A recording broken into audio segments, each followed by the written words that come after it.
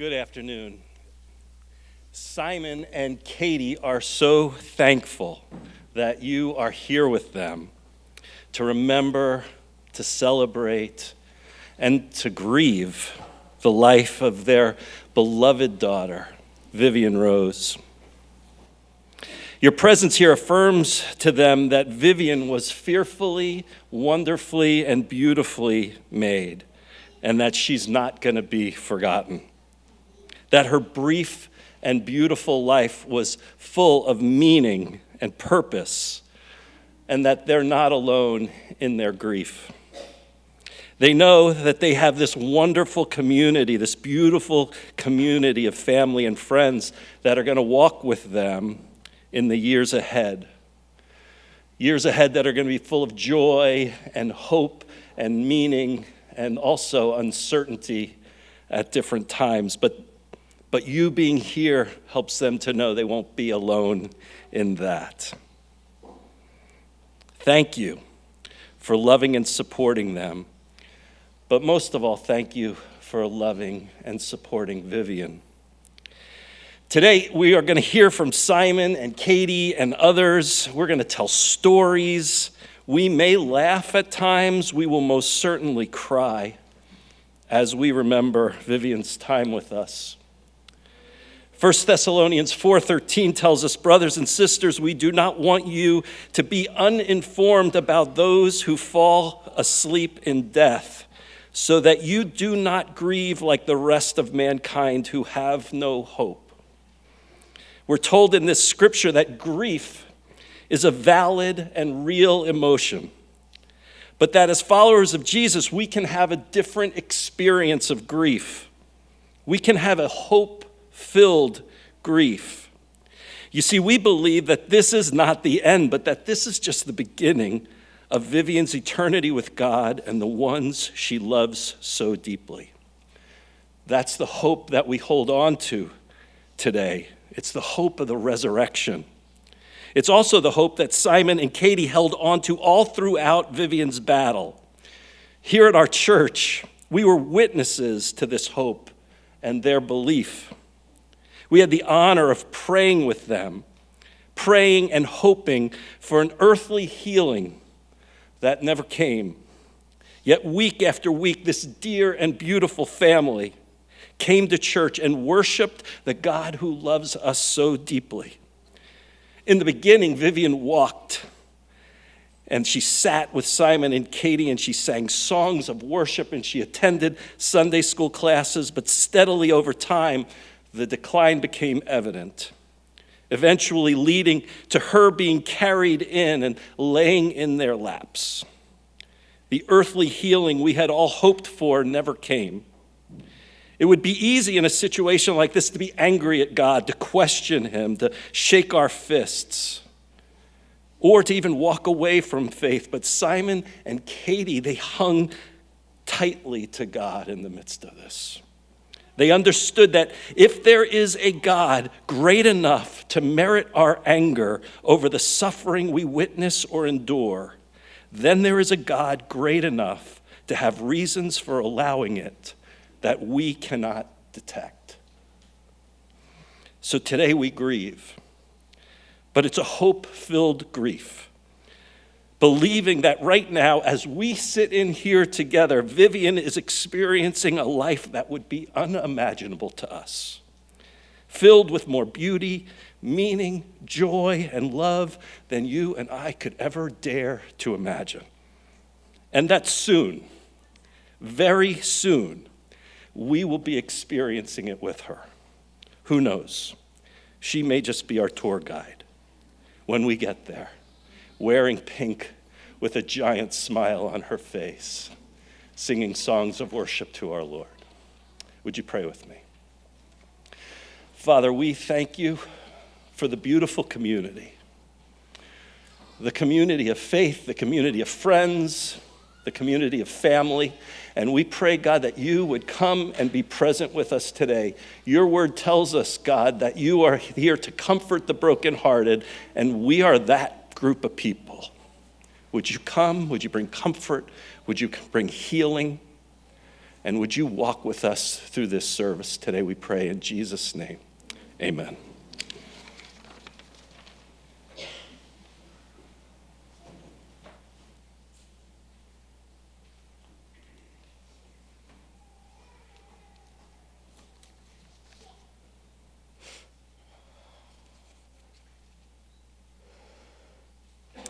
Thank you for joining us to celebrate the life of our sweet Vivian.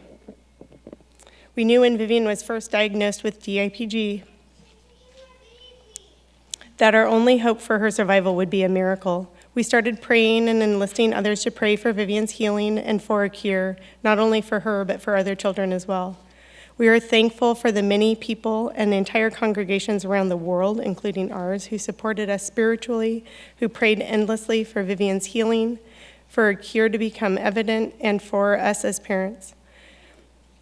We could palpably feel the blanket of prayers over us and the inexplicable sense of peace during the hardest moments of our lives. For all of your love and support and prayers, we are thankful. We are thankful for our team at Dornbecker Children's Hospital. There is a soothing room right over here on the side of the church for all the babies. We are thankful for our team at Dornbecker Children's Hospital, Dr. Kelly Nazimi, Vivian's pediatric neuro-oncologist who loved and prayed for Vivian, our amazing peds neurosurgeon, Dr. Lisa Baird, and our kind radiologist, Dr. Jaboyne, Anne, who we could always reach directly with any questions, scheduling her care, Lily, her main nurse, who made each visit special and fun, Dr. Jay Cho, the neurologist who cared for Vivian clinically and is now growing cells from her tumor to use and share with other researchers in hopes of finding a cure.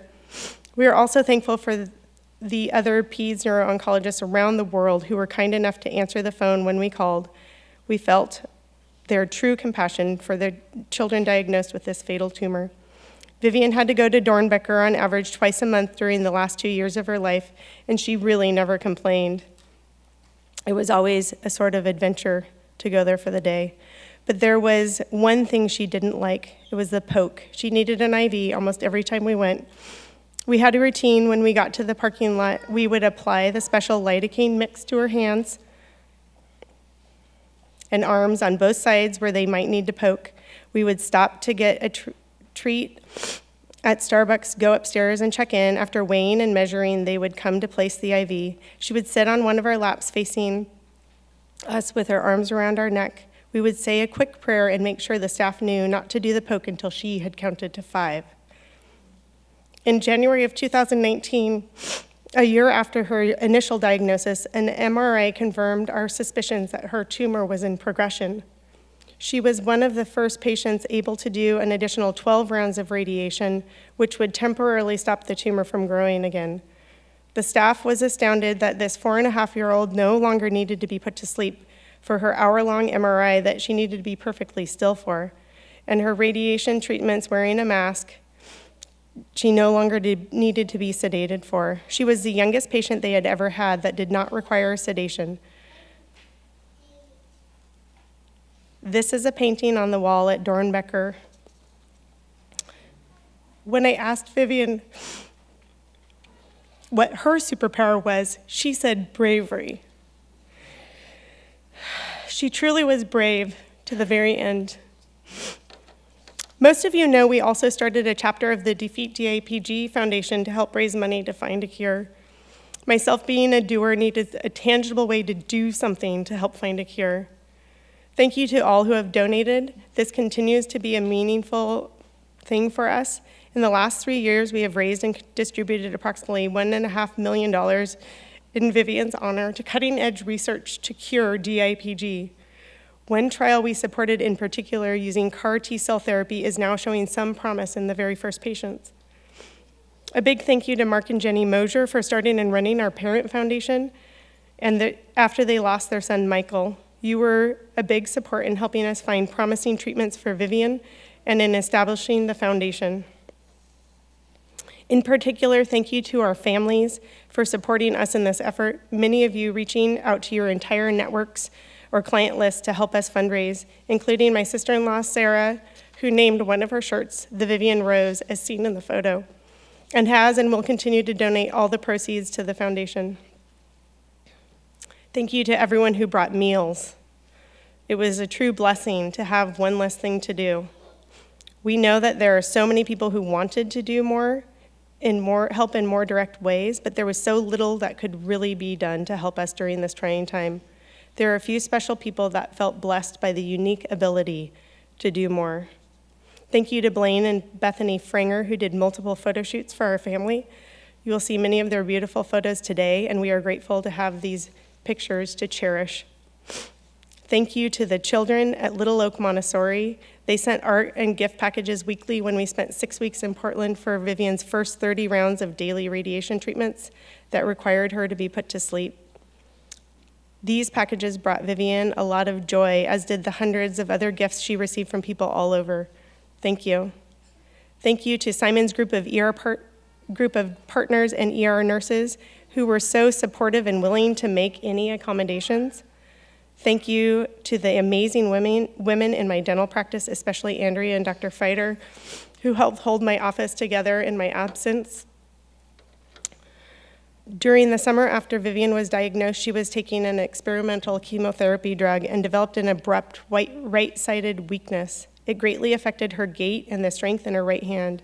And to this day, we're not sure exactly what happened. At first, we thought it was just the tumor rearing its head, in which case there would be nothing more we could do. We had searched the world for a cure, and we were out of options. We assumed she would just get progressively worse. She would eventually, but at that time she did not. You can imagine the roller coaster that we were on. About a month later, we decided to try occupational therapy, even though we felt hopeless. We were so thankful for Vivian's therapist, Annette, who owns Kids Sense. She loved Vivian and helped her regain her strength and ability to walk and use her right hand after this first loss. Vivian loved her bi-weekly visits and all the fun games and activities. Here's a video showing Vivian back at her peak of her strength at the end of 2018, before the next onset of impairments. Those toes in. Dig them in there. Yep. This is Vivian's at least second time in a row, so she's getting a little bit tired, but this is almost straight up this wall. Yeah, touch the top, ding, ding, ding. All right. And Again, after me. woohoo! Good job. Again. Okay. Again. If it's okay with Miss Annette, that's fine. Again. Can I watch the video?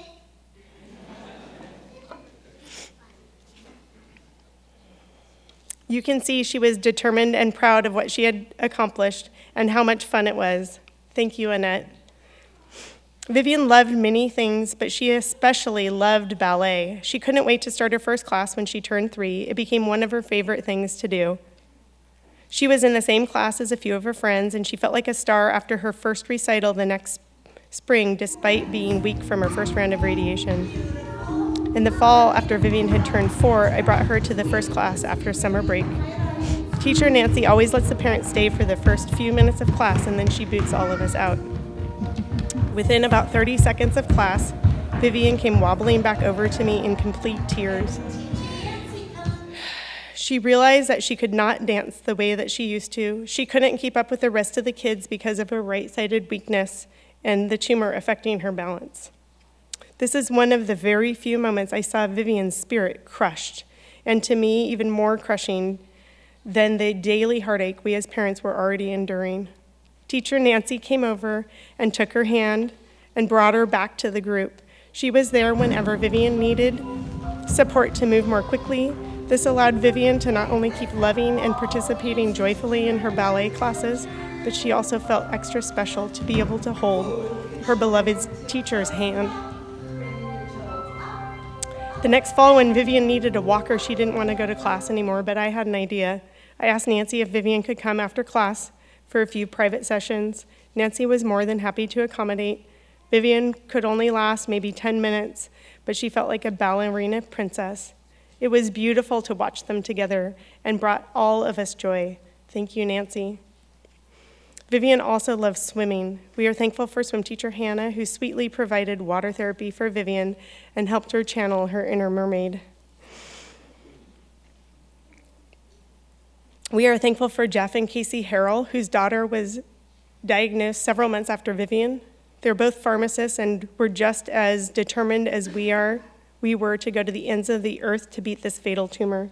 We tracked research together and supported each other. They were instrumental in partnering with us to obtain treatments that may otherwise been out of our reach. Vivian was such a sweet girl and a gentle soul.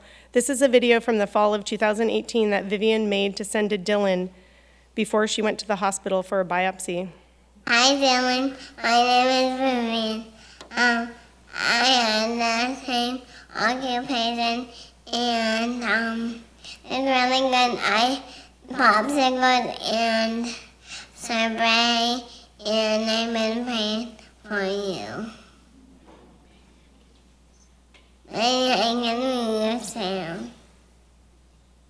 We're praying for you. I already said it.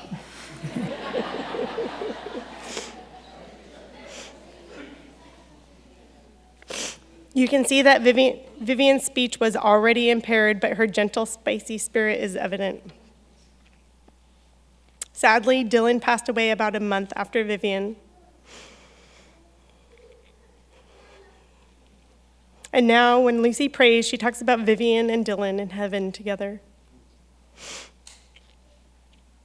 We are so thankful for our neighbors, Jim and Jan Gibbs. We love you both and are so thankful for the love and support and generosity you showed our family during this time. Countless meals, shuttling kids, plowing our driveway. That might have actually been Ryan Krebs. Taking the girls into your home and always being available. Thank you for being such good, kind friends and our local family. Vivian loved horses and would want to ride any chance she could get. Papa Gibbs was always happy to let her feed theirs and occasionally take her for a short ride on Candy. We are also thankful for our other neighbors, the McLeans, for setting Vivian up with her own horse for longer rides and later riding their horses up to her house so she could just take a spin around the driveway. Thank you. Thank you to the staff at Whitson Elementary, where Vivian started kindergarten. Mrs. Denny was amazing. She led her class in a way that made it comfortable for every child in that room to include and truly cherish Vivian, despite her disabilities. Janet, Vivian's personal aide towards the end, helped her continue to enjoy school independently, and the secretary who let Vivian nap in her office each day, and the principal. Vivian loved everything about school, learning, playing, seeing her friends, and hot lunch. She wanted to go, and we brought her to her classroom for about an hour or so during the last week of her life. All of the kids were so excited to see her whenever she was there. Vivian also loved her handful of close girlfriends. Violet, however, was Vivian's best friend. They met before Vivian was even 2 years old, an age when kids normally don't really play with each other. But Viv was so articulate at such an young age that they connected and instantly hit it off. Violet is 3 years older than Vivian, which we always found curious, but they just loved each other. We realized later it was all part of God's plan. Due to Violet's age, she could understand better the changes in Vivian and still love her and spend time with her just the same.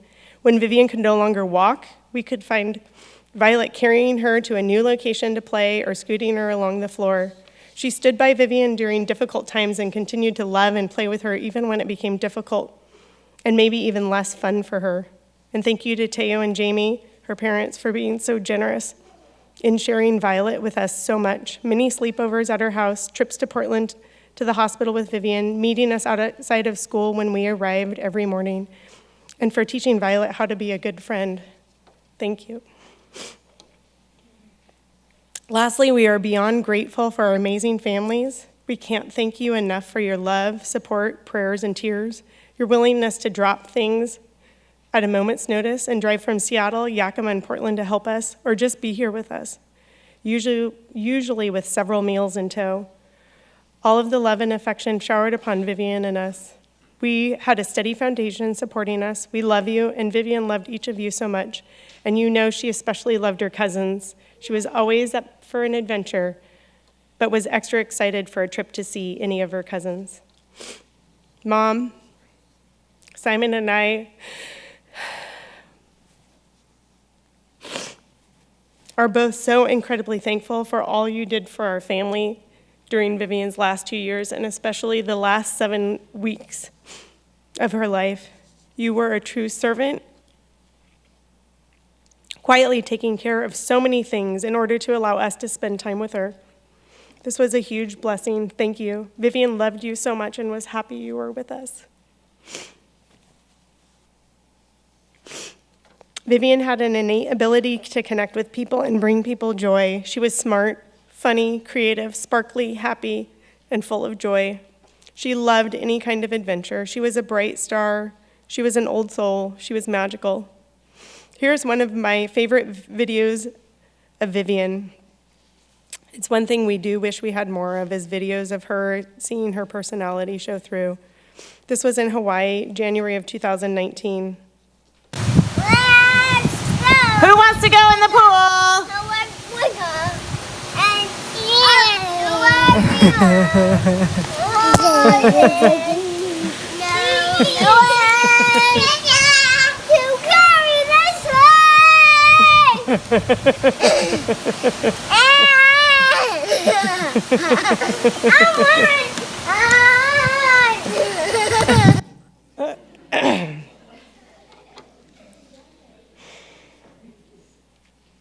I had such a special bond with Vivian. We were entirely in sync. This manifested in many ways, including when I would try to quietly get up at 4:30 in the morning to get a few things done before she woke up.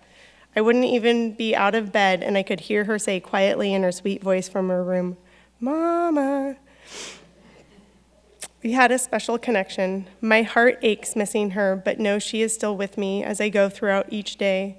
It brings me peace to know that she is now whole once again, laughing, talking, singing, and dancing with God in heaven.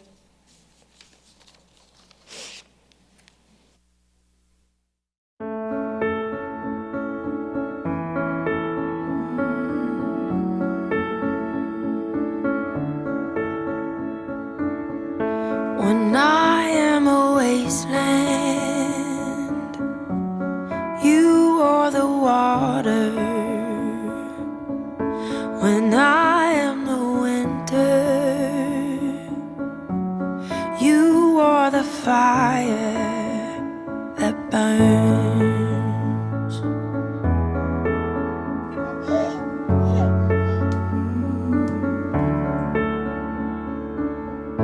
When I am a long night, you are the sunrise.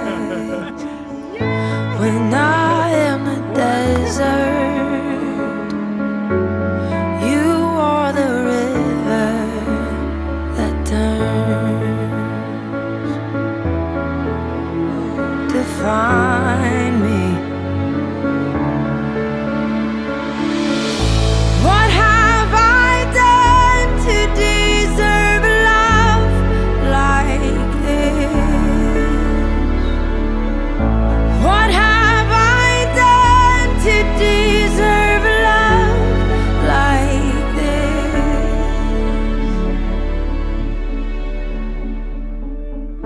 Your voice like a whisper,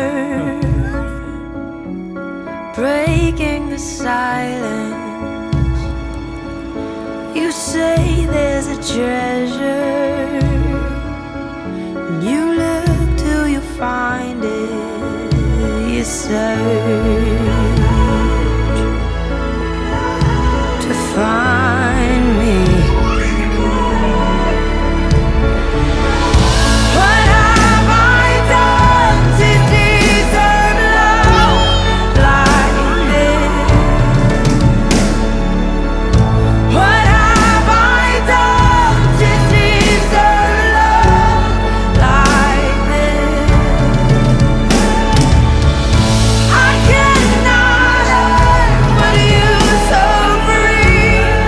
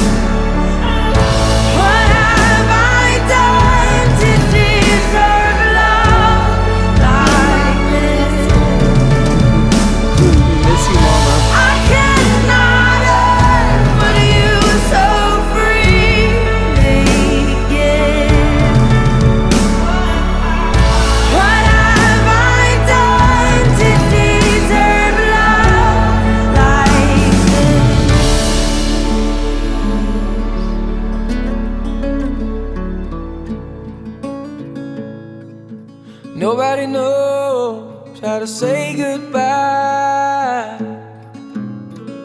It seems so easy till you try. Good job. Then the moments passed you by. Nobody knows how to say goodbye.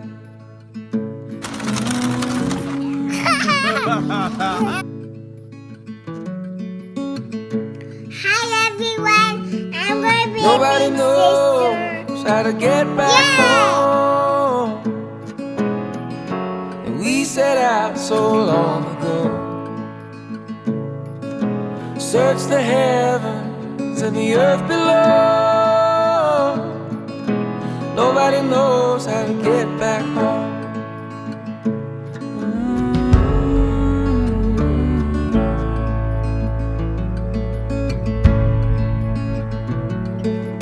Through the darkness, to the dawn. When I look back, you were gone. Heard your voice leading me on. Through the darkness, to the dawn.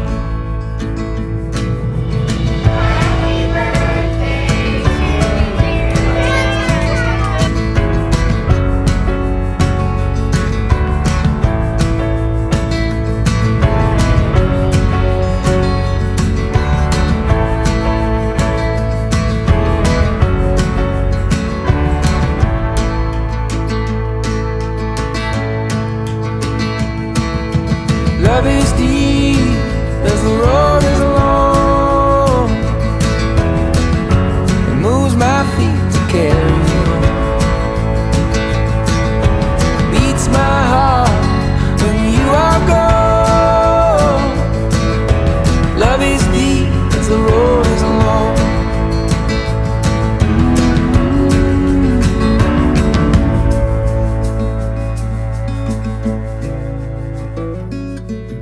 Nobody knows how the story ends. Live the day, do what you can. This is only where it began. Nobody knows how the story ends. Nobody knows how the story ends. We saved some jellyfish, Canberra. And where'd we put him? We put them back in the sea. No, I said smile. Ready, smile. Why are you saying hee-haw? Okay, ready? We're gonna take a picture. Ready? 1, 2, 3.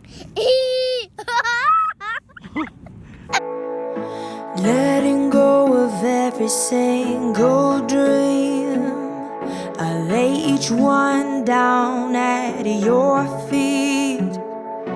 Every moment of my wandering never changes what you see. Guess where you get to go back to I'll tonight? try to win this war. Yep. I confess. Why are you My excited? hands are weary. Because I I get need to your have rest. 7 Mighty a.m. warrior, king of the fight. No matter what I face, you're by my side. When you don't move the mountains, I'm needing you to move. When you don't part the waters, I wish I could walk through. When you don't give the answers as I cry out to you, I will trust, I will trust, I will trust in you.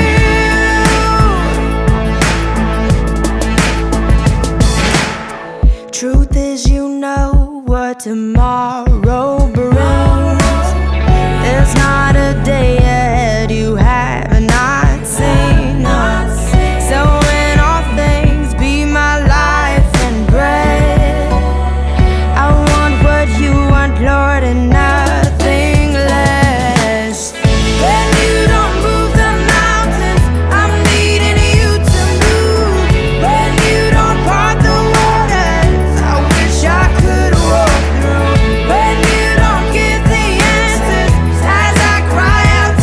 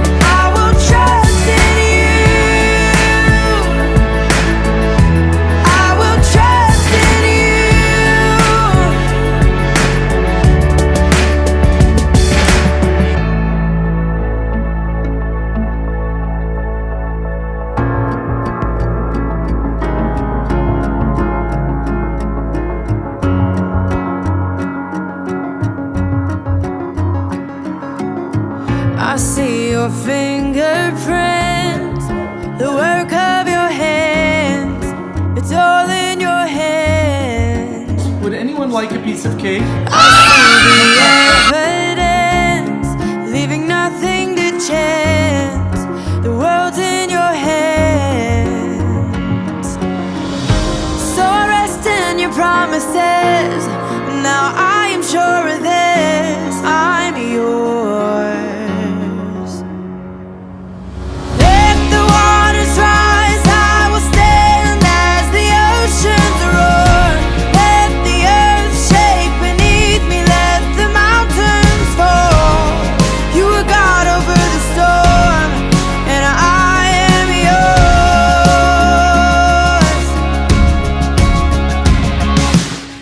I hear the voice of love calling me home to where I belong.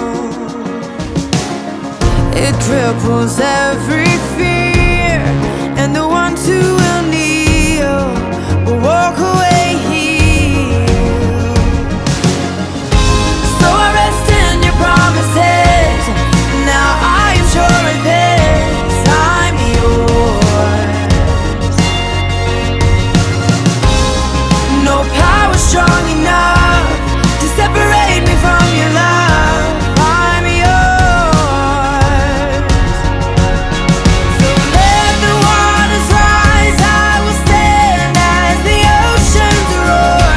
Let the earth shake beneath me, let the mountains fall. You are God over the storm, and I am yours.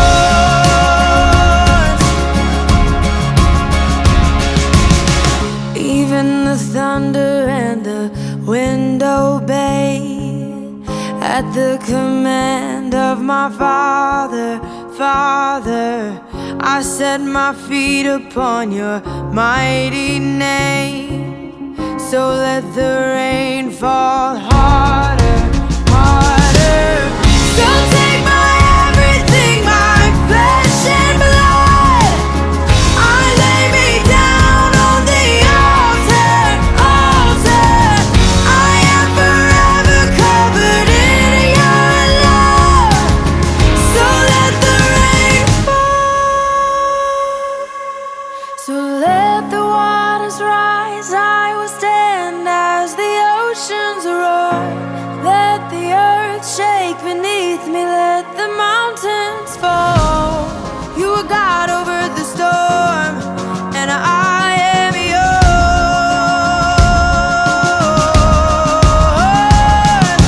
Let the waters rise, I will stand as the oceans roar.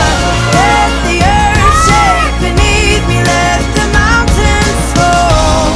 You are God over the storm, and I am yours.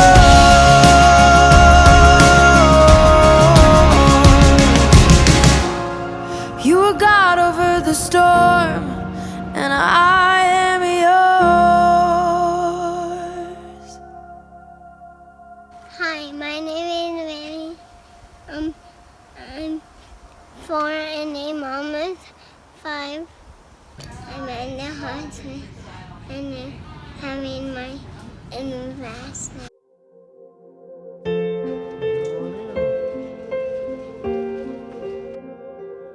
If I had only known the last time would be the last time, I would have put off all the things I had to do.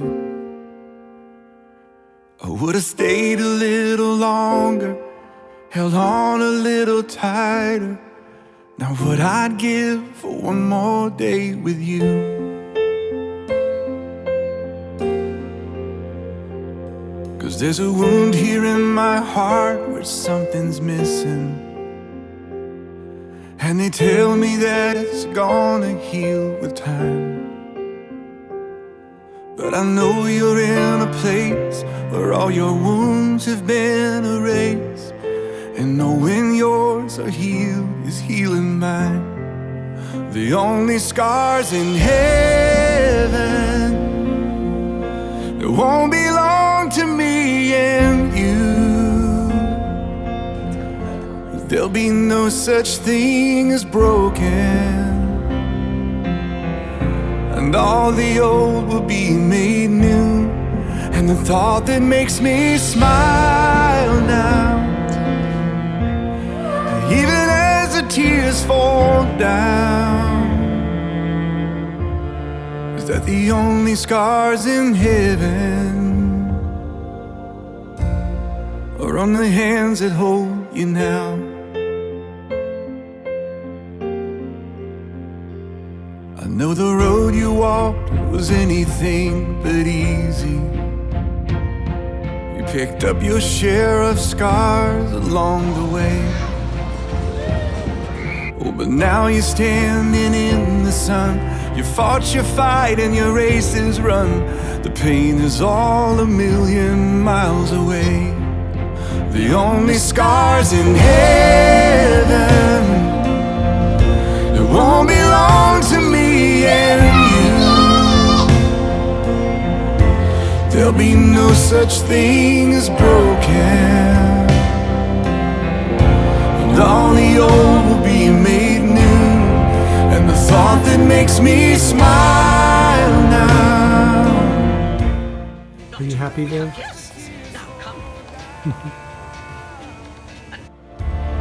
Is that the only scars in heaven, yeah, are on the hands that hold you now.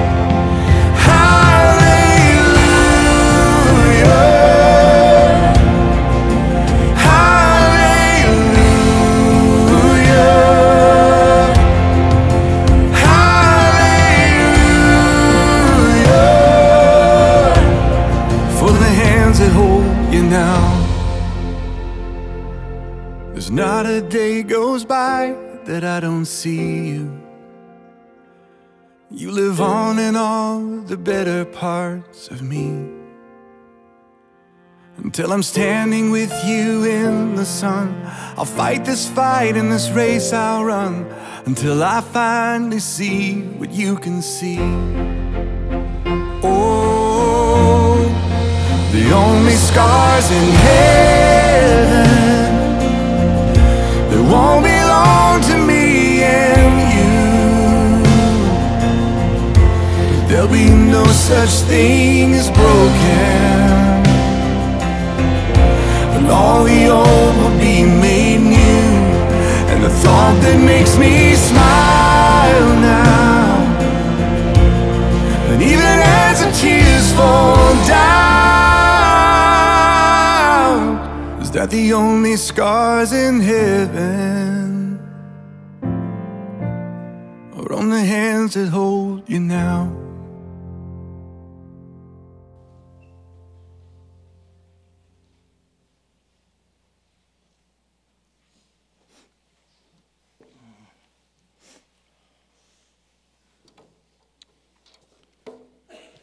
Not sure why I chose to go after the slideshow. Well, thank you all for being here. Katie and I are appreciative. A little over 3 years ago, Katie and I were told that this day was inevitable. And today, life continues to feel a bit surreal as we process the happenings of the last few years and grow accustomed to the absence of Vivian in our home and in our daily lives. I've known all along there would come a day when I would stand here before all of you, and I've wondered how in 10 or 20 minutes I could possibly encapsulate what it meant to be Vivian's parent and what her life meant to Katie and I. I kept a rough journal of sorts during Vivian's illness, and on dozens of occasions, I've sat down with pen and paper in those notes only to be lost in thought as I relived and contemplated this record of Vivian's battle and the thoughts, anecdotes, stories, and expressions of desperation, joy, grief, thanks, and impotence chronicling these past few years.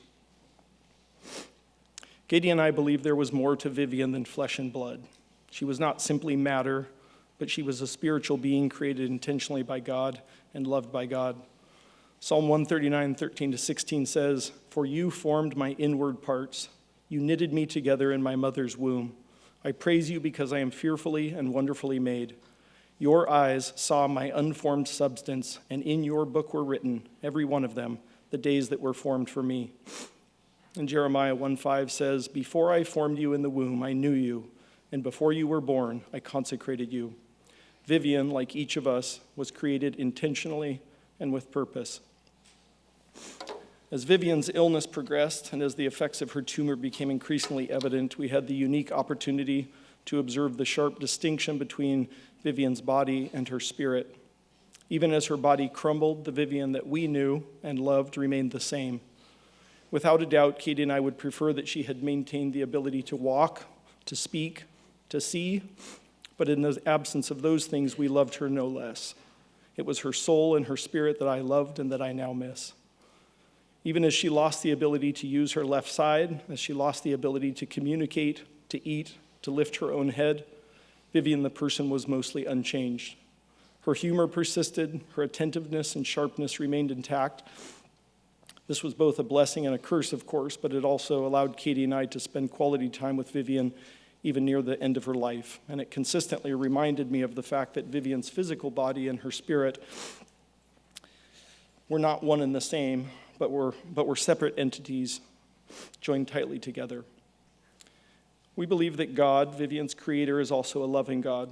And without a doubt, this foundational belief influenced our ability to care for Vivian and to do so without broken spirits of our own. The Bible tells us God does all things for good. Romans 8:28 says, and we know that all things work together for good that love God.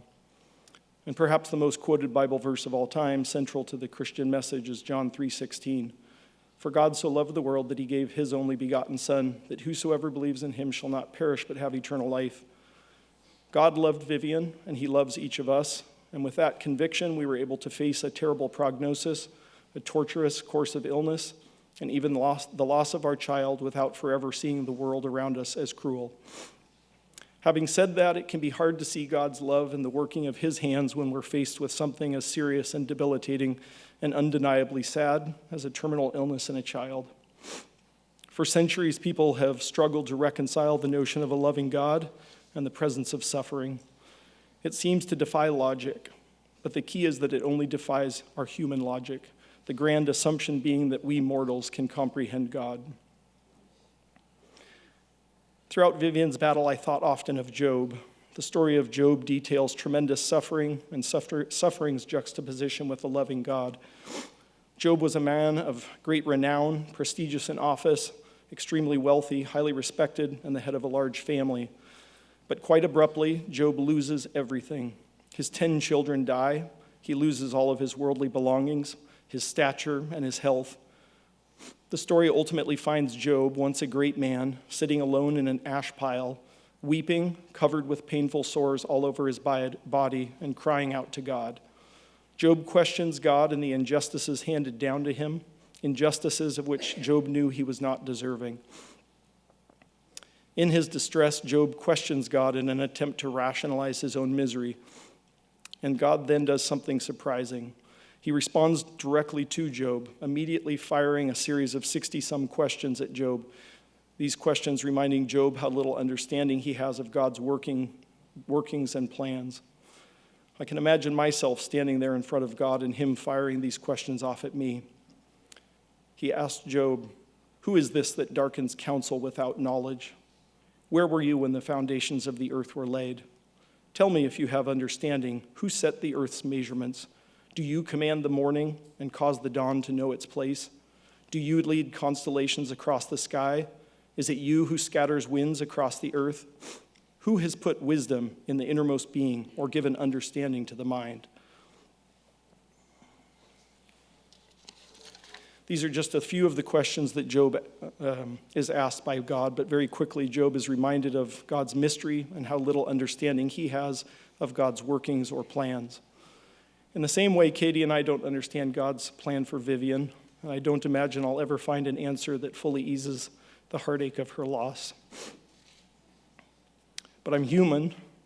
I understand the bounds of my ability to comprehend God, and I can't begin to guess where the ripple effect of Vivian's life and God's purpose for her life might end. We believe that God is good. We taught Vivian that God knew her designed her, and created her exactly as he planned her to be. That is where her value came from. Lying in bed, we would remind Vivian how immensely God loved her, that she was perfect and beautiful in his eyes and our own, and that she was created exactly according to God's design. She was not a mistake. She was not damaged goods, but a perfect fulfillment of God's plan. I'm confident this perspective contributed to the positive demeanor Vivian maintained for the majority of her illness. Until the very end, Vivian maintained a cheerfulness, even as she became increasingly disabled, and she continued to pursue relationships and life experiences despite her worsening limitations. She did these things without embarrassment or insecurity. With these convictions, Katie and I were able to parent and love Vivian to the best of our ability.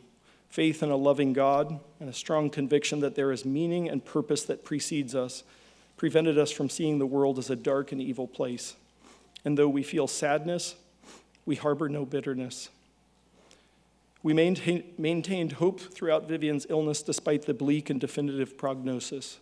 And although we prayed for healing and pleaded for the miraculous, our hope wasn't dependent on anything other than knowing that God was in control, that his plan would be fulfilled, and that Vivian's suffering and our own was not arbitrary.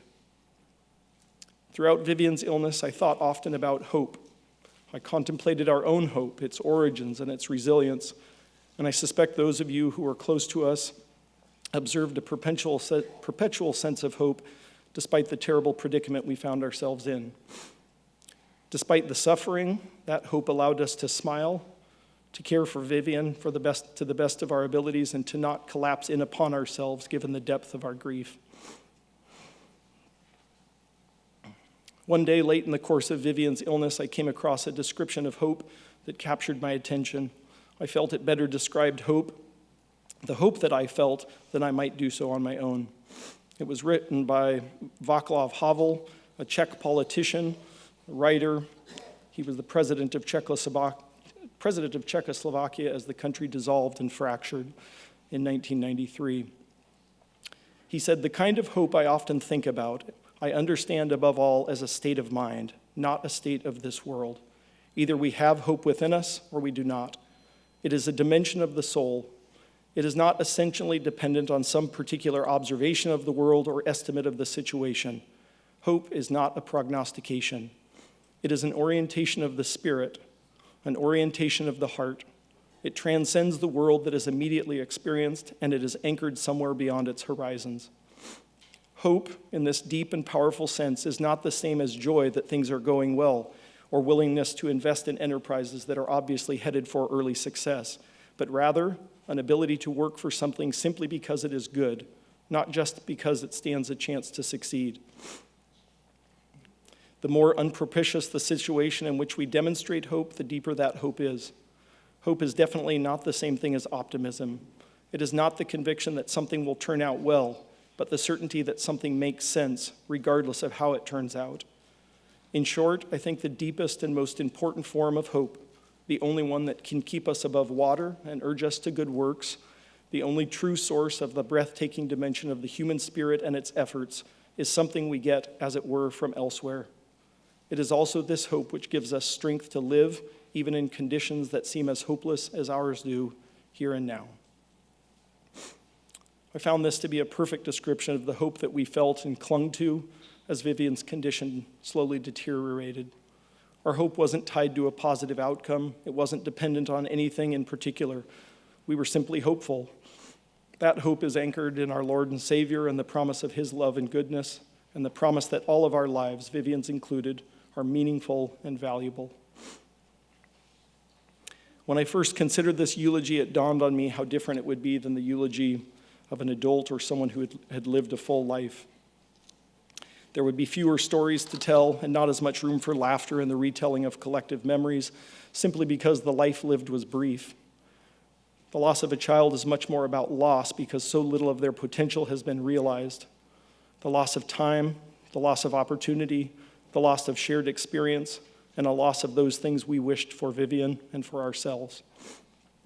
But my perspective on this changed when I was lamenting those losses, and God pointed out that I was lamenting things I had never been given in the first place. With Vivian's birth, I had assumed she would be with me all the days of my life. that we would see her grow, that we'd watch Vivian and Lucy grow side by side, that we'd see Vivian marry and perhaps have children of her own. But in a single moment, God made it clear to me that I was mourning something I was never given in the first place. For me, this was a sudden and profound realization, and it allowed me to reorient myself and to love Vivian and care for her, not exclusively with an overwhelming sense of loss, but also of gratitude. Gratitude for the 5 years, 8 months, and 3 days that Vivian was ours. Though these circumstances wouldn't seem an obvious time to be focused on gratitude, we found much to be thankful for throughout Vivian's illness, and we were reminded that in all things there are reasons for thanksgiving. We were thankful for the 2 years we had with Vivian following her diagnosis. We were thankful that Vivian's tumor, as destructive as it was, did not affect consciousness, and that even as her body suffered, Vivian was clear-headed. We were thankful that this tumor did not cause pain, that we did achieve periods of stability that allowed us to spend quality time together. We were thankful that Lucy knew her sister and that she maintains a strong sense of kinship. One of the great benefits of believing in God or a creator is that one starts from a place where believing that everything we have is a gift in the first place, and this fosters a sense of perpetual gratitude. As Vivian's condition slowly deteriorated, Katie and I did our best to anticipate her needs over time, and we prepared. We knew that she would someday lose the ability to speak, and Katie especially spent a lot of time organizing placards with pictures and practicing with computer applications that would allow a person to touch a screen to express themselves with an automated voice. Given the rapidity of her decline, we worried that we didn't have enough time to train Vivian, and as her ability to speak worsened, we felt that we were behind the curve. We picked Vivian up from school one day and were informed that she was doing just fine. In fact, the first time Vivian was asked what she needed, and the first time she was reliant on the computer to offer a reply, Vivian promptly selected "I need," scrolled over 2 pages, and hit "candy, candy, candy."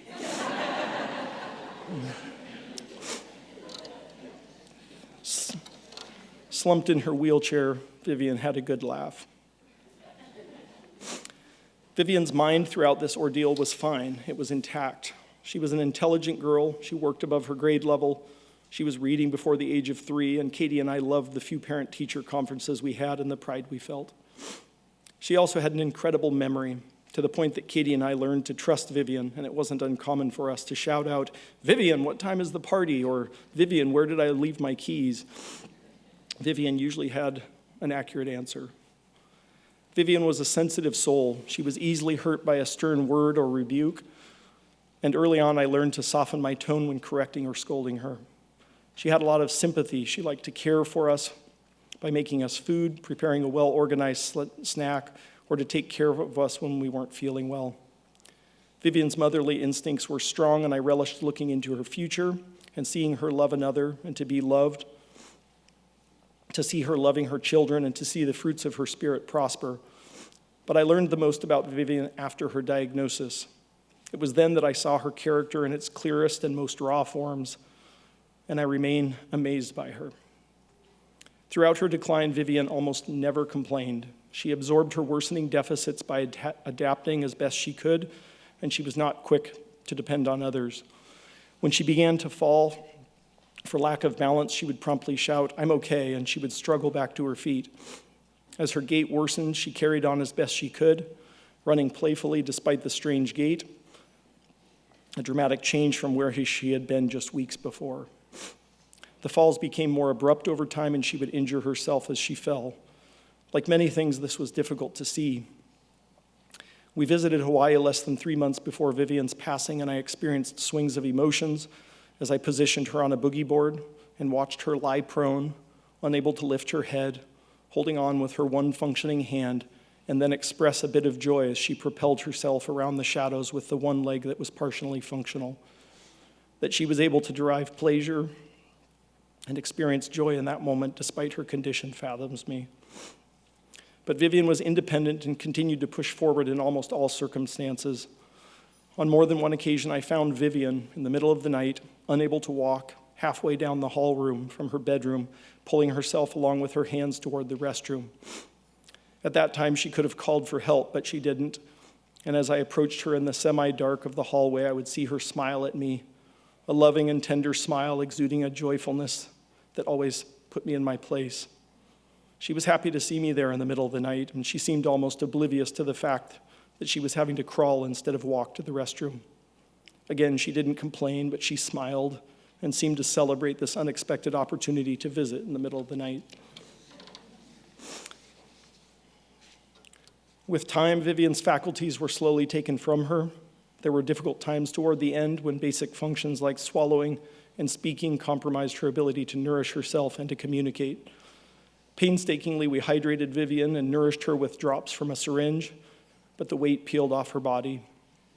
Either Katie or I were with Vivian nearly every hour of every day the last months of her life, constantly reassuring her, reading to her, adjusting her in bed, changing her, massaging her from the tips of her toes to the top of her head, snuggling her and loving her. It was tiring and emotionally taxing, but it was also priceless. I wouldn't trade one of those long days in bed for anything in the world.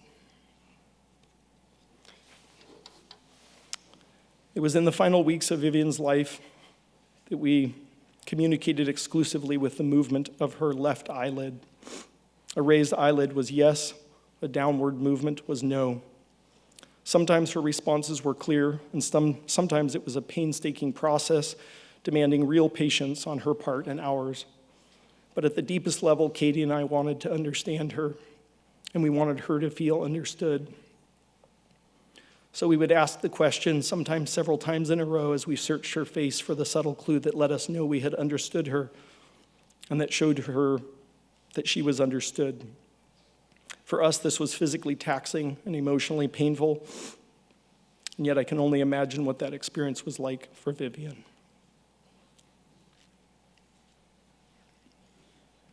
From the very beginning, Katie and I committed ourselves to making sure Vivian felt both loved and safe. That was our goal, and I believe we succeeded. Never once did I sense that Vivian was fearful. I'm confident she felt loved by Katie and I know she felt loved and valuable and important to God, and she exuded zero insecurity as she declined physically. Just a day or two before her death, she told us with the subtle movement of her left eye that she was happy. Despite the toll this process had taken on her body and her spirit. And to this day, that blows me away.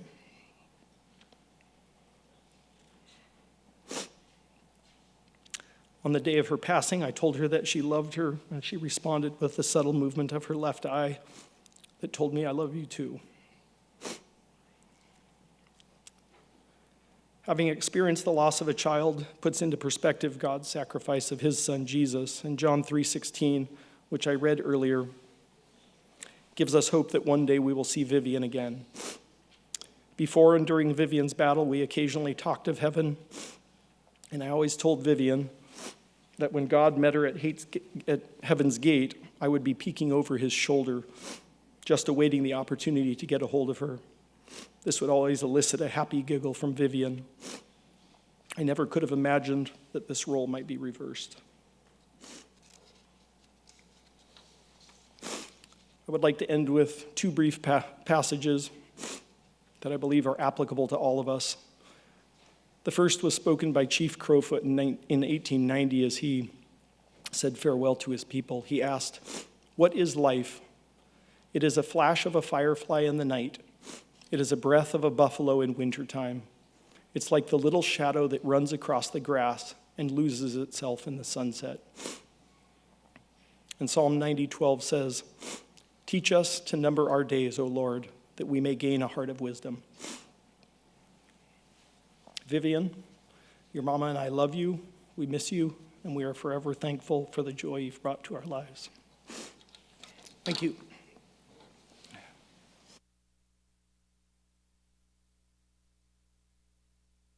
We have just a few moments here where we wanted to give anybody who wants to share a memory or thought to the Weaver family. And I'm told that Violet Berman is going to be the first to go. Is that right? You up for it, Violet? All right, come on up.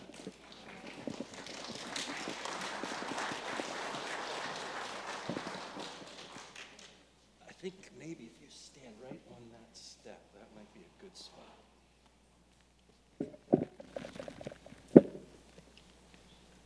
Vivian, it has been a year since you passed away, but I still have so many special memories of all the times we have spent together through the years that feel like yesterday. You are like my little sister, and it makes me sad to think that you won't be going to high school dances together, and that we will not be living together in our college dorm room. But that is okay because I know you are in a special place now and will always have our special memories of the times we spent together that I hold dear for the rest of my life. Vivian, thank you for being the sister my parents never gave me.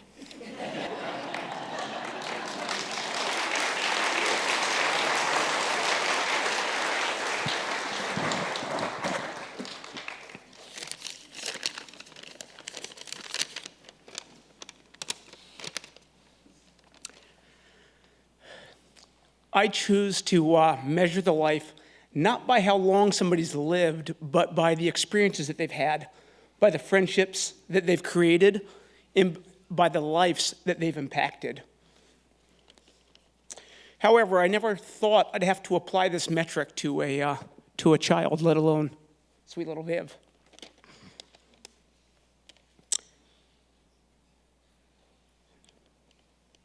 But since Viv's passing, I spent a lot of time reflecting on whether this metric would still apply. I've given a lot of thought to the amount of time that Vivian spent with my family and with my daughter. I've thought about how she had her first sleepover at our house at around 20 months old, and how I was the one in the middle of the night cuddling her because she missed her mom. But then I also thought about the amount of adventures and trips that Simon and Katie had taken little Vivian on. I also thought about the special bond that she had with my daughter and just how remarkable that friendship was, even at such a young age. My conclusion was that even though little Viv was taken from us far too soon, she did have an amazing life with a tremendous amount of adventure, experiences, and friendships.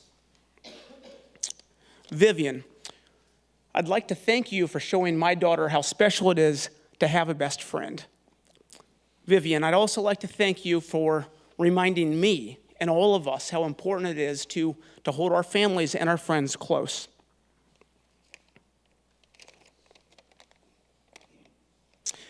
Vivian, there's a reason that my daughter spent the entire week after you passed in your classroom. It's the same reason that we're here today. It's because you touched all of us deeply, and you will always be in our thoughts and our memories for the rest of our life. So for that, Vivian, I thank you.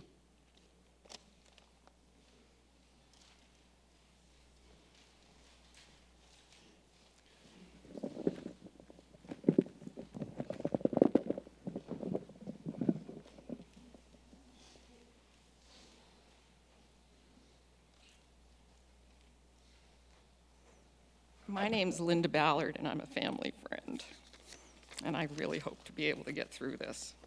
I learned this week from my son, who's a video producer for Oregon Public Broadcasting.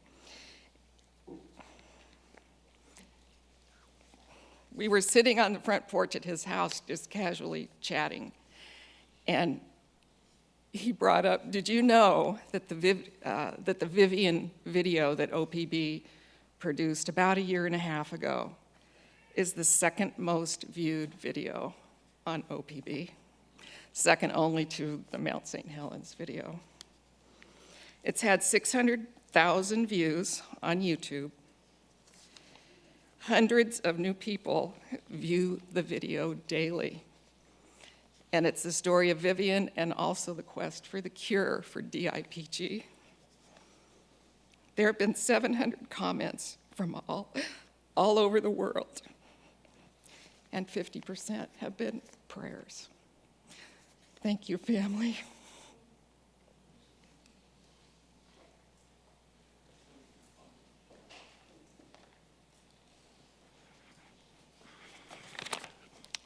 Thanks for all being here. I'm Bob Weaver. I'm Simon's dad, and of course, one of Vivian's grandpas. A couple words have come out earlier. One was bravery. And Vivian's mama and papa, they instilled in Vivian a self-confidence and a can-do attitude that was born out of trusting mom and dad to be there for her, and perhaps vaguely trusting God. I have a photo, and it's one of my favorites, and it poignantly epitomizes this sweet self-assuredness of Vivian. It occurred on one of our visits to Dornbecker Children's Hospital when we'd go in for her radiation treatments. And we get off the elevator, and of course she knows the way. So she's marching ahead of me, and she comes to the hallway that leads down to the radiation room. And she immediately turns and starts the trek. And so I'm behind her, and I'm watching, and she appears to be unafraid, and she was determined that she had to do what was going to happen. She was ready to do it. And when she entered the radiation room, with the radiation machine looming over her and all the whiteness and everything, I went to boost her up on the table. And in true Vivian fashion, she says, "Grandpa, I do it. I do it." And she did. And she was that way with so many things. And when a child has learned to test their limits and to not be afraid of trying something for fear of failure or because it's hard,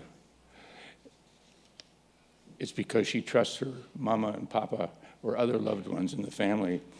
And ultimately, which is we hope, that she trusts her Heavenly Father, who will always be there to gird her up and help her. And Vivian did. And this photo, to me, of her walking down this long hallway, as it got narrower and narrower, white walls, and a little 3-year-old with a pink backpack, is, to me, a beautiful thing. And I'll always remember it because it shows that she trusted, and she was confident that her parents and probably God had her back. Thank you. Hi, everybody. I'm Grandma Weaver. I wanted to tell you, Violet, that I remember when you said that when you go to college with Vivian, you will take care of her there. And I loved that. Anyway, my Vivian Rose, what a wonderful, wonderful, wonderful member of the family. We loved her dearly. At a very young, in fact, what I wanted to say to Lolly was that Vivian, if she had her way, she would be sitting on the couch with Lolly, unended, reading stories. Lolly read to her so much, as we all did, and she loved to read. When she was real little, she would listen to a story that we had told her, even at 2 and 2.5, and after about 6 times of reading the same story to her, she would say, "I do it.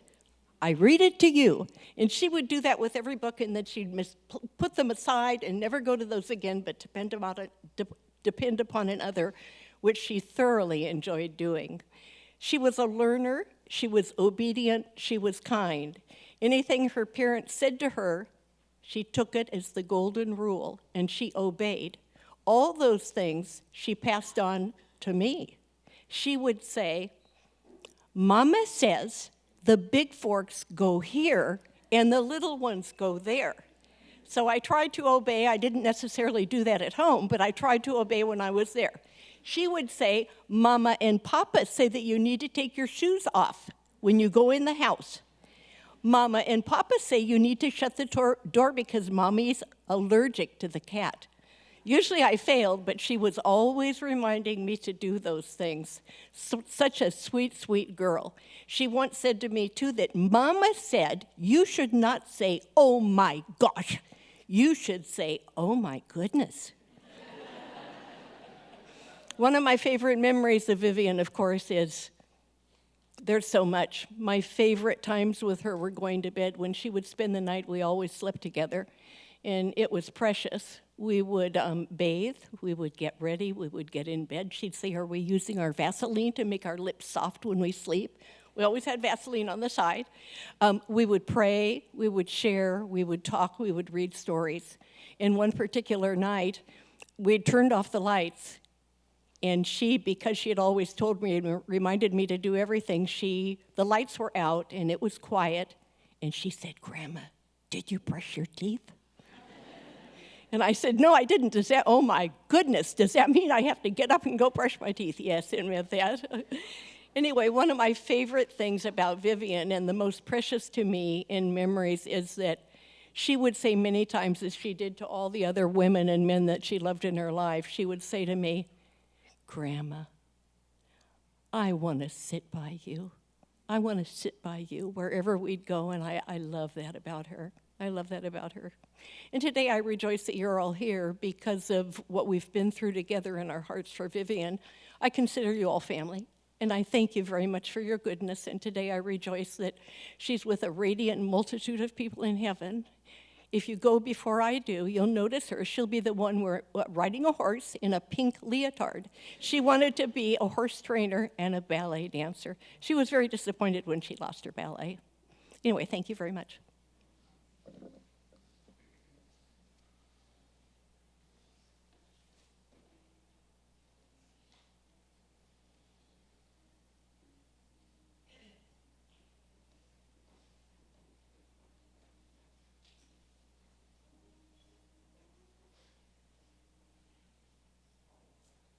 Hi, everyone. I'm Jen Dillard. I'm a friend. And my favorite memory of Vivian is she came to our house, and she was pretty far along in her diagnosis and couldn't walk down the stairs to where our drums were.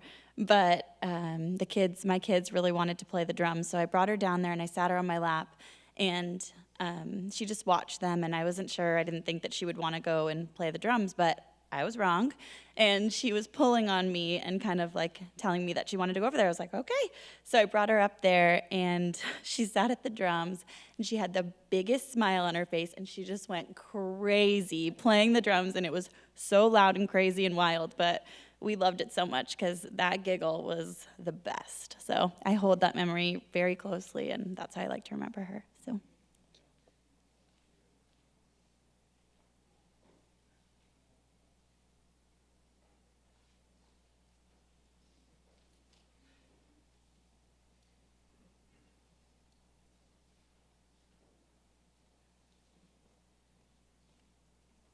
Hello, everybody. I'm Jan, also known as Lolly, and I feel very blessed to have been a part and consider the Weavers our family. We live just down the road 1 mile, and Lucy is very precious now because she always says, "Lolly, you're not only our neighbor and our grandma, but you are our friend," and because we live just 1 mile down the road. And that was also, Viv, I cherish all the moments I was able to share with her.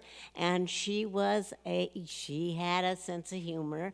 And I think I've told some of you this story before, but Papa Gibbs loved her very much too. And he'd always tell her how much he loved her. And he would say, "Viv, I love you this much." And she says, "Well, Papa Gibbs, I only love you this much." And he says, "Well, that's not fair. When are you going to love me this much?" And she says, "We don't know. We'll see." So she always made us laugh. She brought us joy beyond words. And I think of her every day. And we love to dance. So we always had our music. And to this day, I always play the soundtrack from the Trolls, and I just get out there and dance my heart out because I know she's right up there dancing with me. So anyway, love the family, love being a part of, and both of them, I consider my true granddaughters. So I'm the lucky one, and she was a gift, and we're all blessed.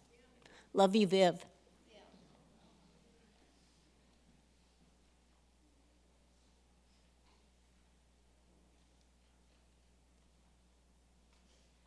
Hi, my name's Krista. My daughter went to school with Vivian.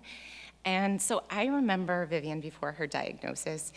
And it's kind of, I remember the first time I really saw her. You know, there's cute kids running around playing everywhere. But there was this really fast slide at Little Oak. And my little daughter, who wasn't going to Little Oak yet, she was a year old, would fly down the slide and hit her head. And Vivian just scooped her up at the end of school. And for probably a half an hour, we probably got kicked out by the principal. Sorry, guys. She just walked Edie up and slid down with her over and over. So I remember Vivian as a caretaker for younger kids especially. I remember her as a really precocious. I remember her reading at 3. She's so smart. And the wisdom I see in all of this is Simon and Katie as her parents, they put so much good in her lives from I remember Simon teaching her after school how to crush the rock wall at Little Oak. And I remember Katie bombing down hills that I would never do on a bike with Vivian at a friend's house. There was just so much good they put in Vivian's life, and Vivian, in turn, got to just put so much good into our life. Yeah, love Vivian. Love you guys.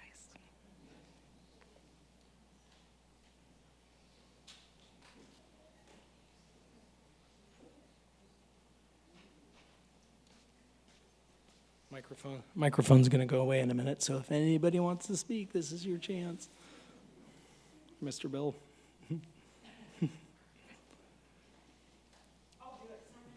All right.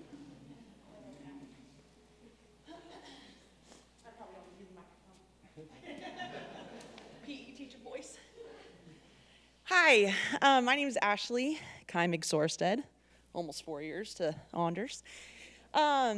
I had the honor and the privilege to serve with Katie and Simon in Young Life and go to church here with Katie and Simon and Vivian and Lucy.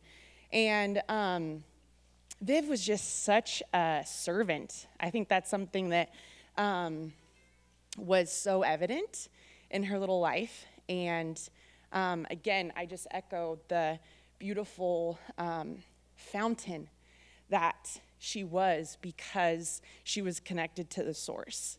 And we were at a family camp, a Young Life family camp, and Anders and I were the work crew bosses in the kitchen for the weekend, which means we got to facilitate high school kids bussing tables and cleaning and doing all the turnover for all the meals. And Simon and Katie and Viv, they were out there serving on medical team, as there's some other friends from medical team here, which is just super cool, just all the service that is oriented in this family. But Vivian came up and she had her cute little halo on, her little pack, and she's like, all right, let's go. And these high school kids are kind of looking around and they're looking at me like, what's wrong with this little girl, you know? And I just got the opportunity to say, look at this. Here's Vivian, you know, fighting for her life. And she just wants to pick up Tabasco sauces. Like, she just wants to pick up sauce and order them in the tray, and she would turn all the Tabasco sauces. So all the labels would just read perfectly. And Katie's like, yeah, she's really organized. Super pumped about that. So it was just like, I don't know, it's just such a simple memory, but just something of like, whatever we have, we just get to bring it. And Viv brought it, you know? We think it has to just be big and flashy and, gosh, just really cool in order to serve. And it's just the small things, just cleaning up tables and organizing Tabasco sauces. So I just want to say thank you to Katie and Simon and the family for just sharing your life with us, because it would have been so easy to just go into isolation and not be courageous and come and show up. And that's Katie and Simon, they show up. So I would just pray that we as a community would just show up for people in our lives, whatever you have to bring. If you're the organizer, organize. If you're the dishwasher, wash dishes. You know, whatever it is, just bring it. So thank you, Weaver family, for bringing it and sharing Vivian with us, and just what a joy. So thank you.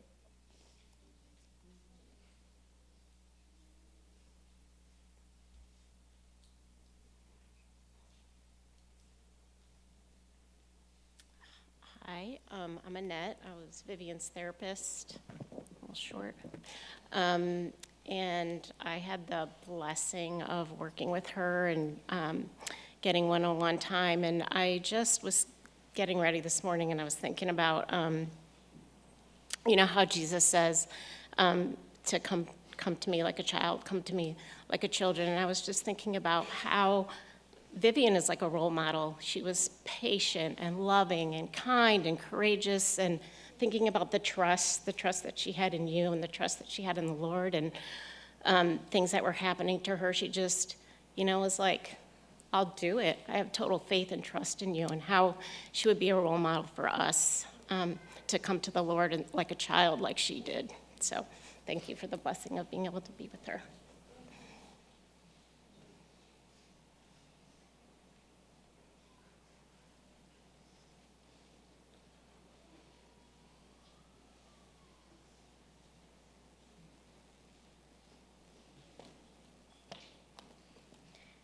Hi, I'm Charlotte, Vivian's cousin, and I remember one time when we were in Lake Chelan, I was drawing and she came up to me and said, "What's a Barbie book?"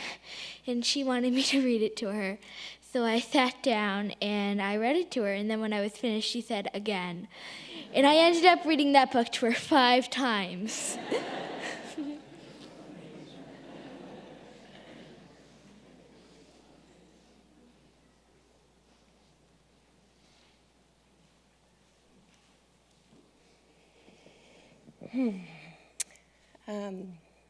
I had the pleasure and honor of meeting Vivian after her diagnosis. I was her swim teacher, but really, she was my swim teacher. She changed my life more than most people have. And I was racking my brain on all these things because in a short time, there were just so many sweet little stories with her. But the one that keeps coming up is she came to swim, and I could tell was having kind of an off day. And Simon was getting in with Lucy. Lucy was just this beautiful round butterball jumping in.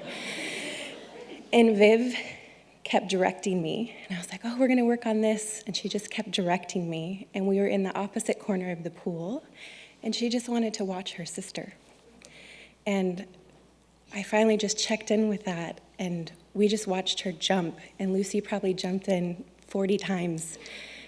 And Vivian was adamant without words of just wanting to observe this joy of her sister. And it was so beautiful to witness the love of this sibling, of this family who always came in, as we all know, with this light and laughter and love. And I am so thankful for the way that she redirected my life, my heart, and teaching me so much about the love of a family.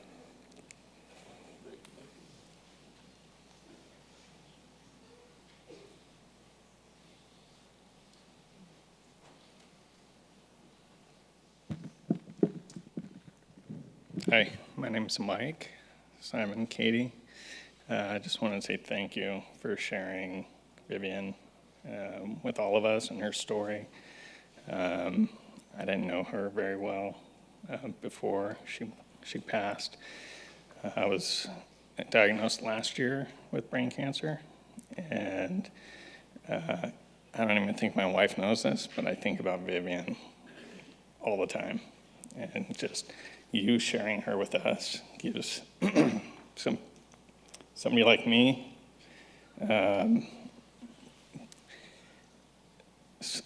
she's a role model, so I hope that if in the future my cancer progresses, that I can be as strong as she was. And so thank you for that. Thank you for coming and praying with me after my surgery, Simon. It really meant a lot. And Katie, thank you for mentoring Ivy through this process also. That's all. Thank you.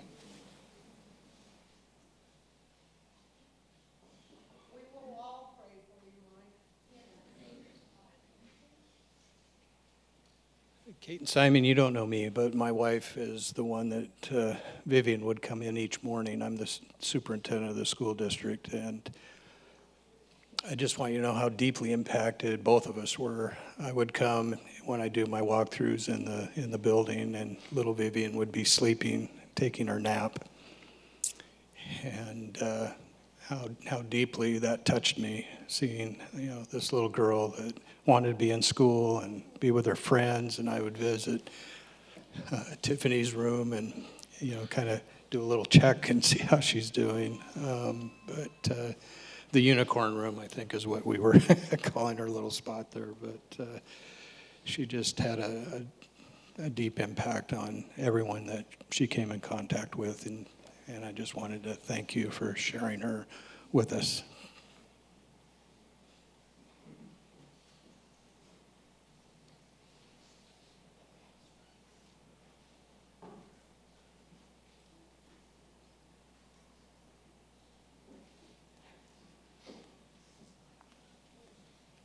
Hi, everybody. I'm Talia, and this is Harlow. We actually met Katie and Simon because Katie was riding her bike up the road, stopped me as I was pushing my older daughter in a stroller, and said, "Hey, I'm a mom too. Can we be friends? We just live up the road." And then I later went home and called my husband. I said, "This really weird person stopped me on the road." They want to hang out. They invited us up to dinner. And so that's how we first met them. And even when we went to dinner, or we're going to go up to the house for dinner, I realized I didn't know where they lived. And we were supposed to meet them at 5, and we tried calling them. It took an hour, I think, to get a hold of them. And they're like, "Oh, here's our directions." But anyway, that's how we met them. We have 2 girls, both their same age as their kids. And so we've had lots of good memories. But I remember Vivian being, I don't even know if she was 2. And we were in Trout Lake, and she's looking around, and she saw the flag of the United States of America, and she tells me what it is and starts going off and all this information. And I'm just sitting there. I've got a daughter that's a year older, probably doesn't even know what it is, just I was always been amazed at how they parent and how wonderful, just an example of everything. We're like the bad influence friends that give their kids Oreos and those kinds of things. But anyway, we have lots of good memories.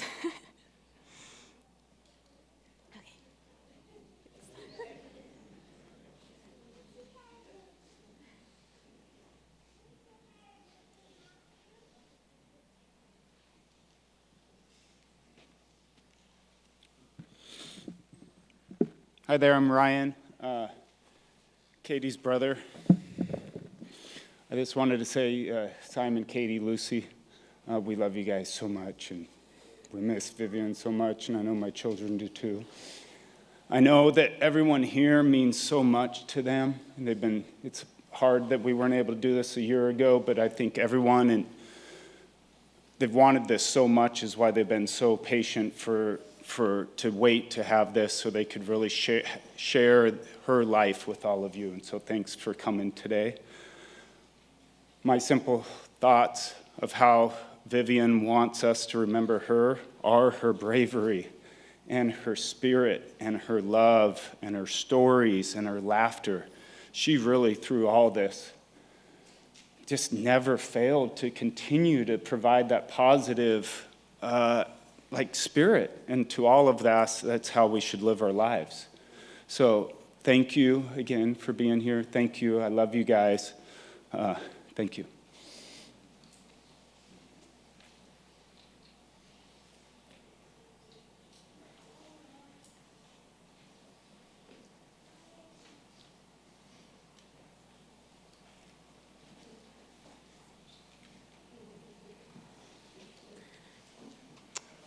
Hello, I'm Katie Kula, and we're friends with the Weaver family.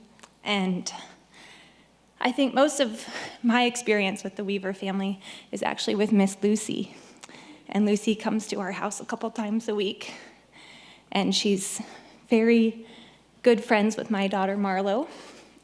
And Lucy is a big sister figure to little Sylvia here. I did have interactions with Vivian after her diagnosis, and what struck me, as we've all probably noticed today, is how incredibly brave and strong Simon and Katie are as parents. And as parents of 2 little girls, I can't imagine what they've gone through. And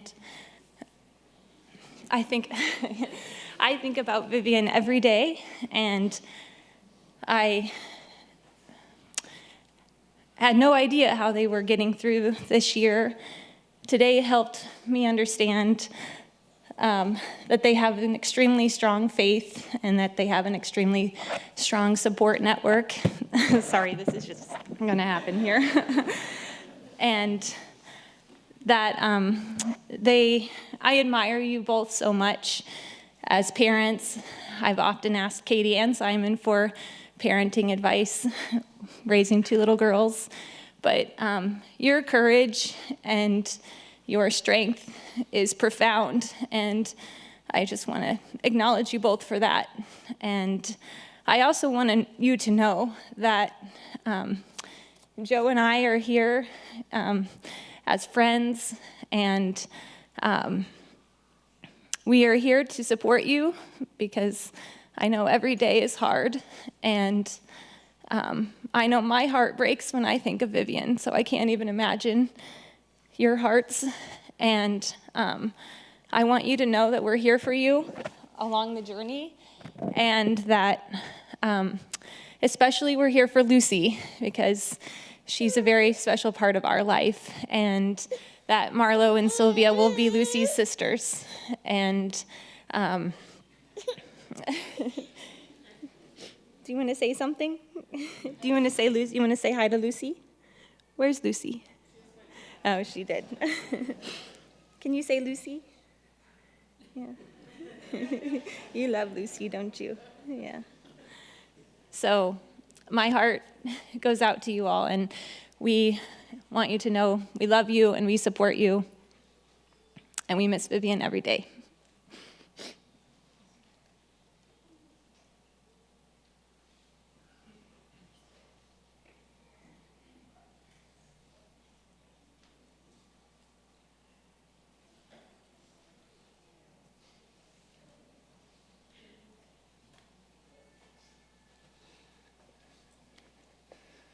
Hi there, my name is Jeff, and this is my wife, Kristen Douglas.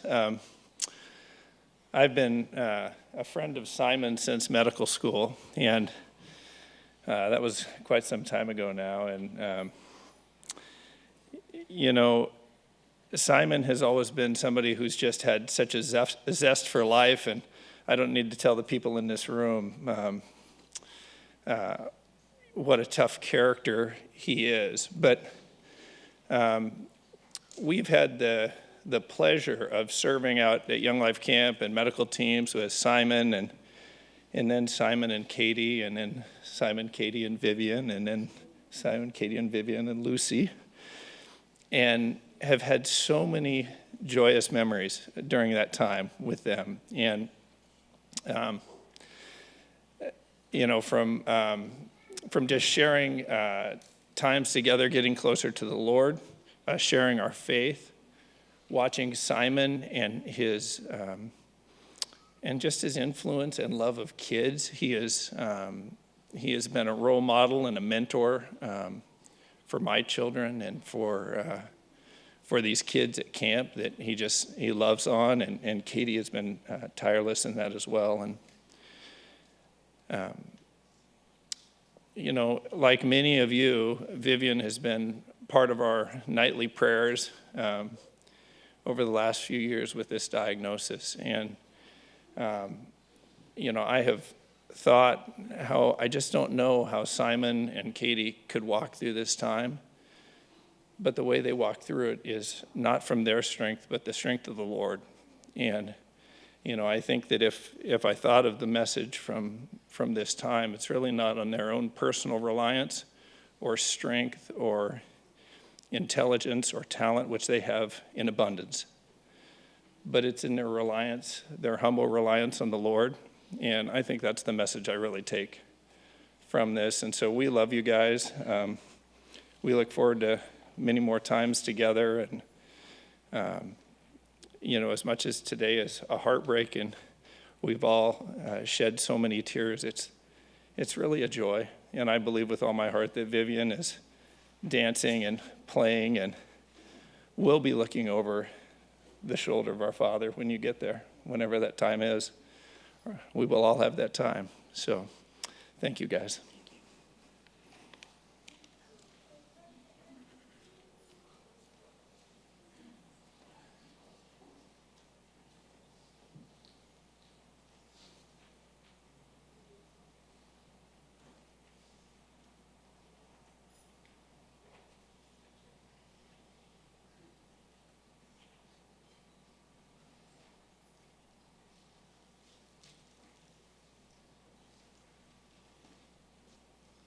All right, if anyone is sitting there kind of itching to do it but lacking courage, come on, Kathy.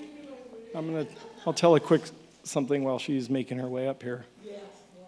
Vivian got the Tabasco organization from Katie, and it started to become a little insufferable at home when I emptied the dishwasher and they were both behind me. I'd hear psst, and I'd look back and they'd be like, so I'd turn the teacup handles all to the same direction and things like that. So I was one time on a ladder high on our house, and I can't remember what I was doing, but I was carrying something down, so I couldn't really use my hands, and I was coming down the ladder, and Katie was gone, and I was home with Vivian, and I got to the bottom and kind of looked below me to step off the ladder, and Vivian, in the time that I was up there, had gone in and out of the house, 15 times, and brought all of my shoes out and organized them at the base of the ladder. So I was stuck on the ladder because I couldn't step down, and she had just organized them there right at the foot of the ladder for me.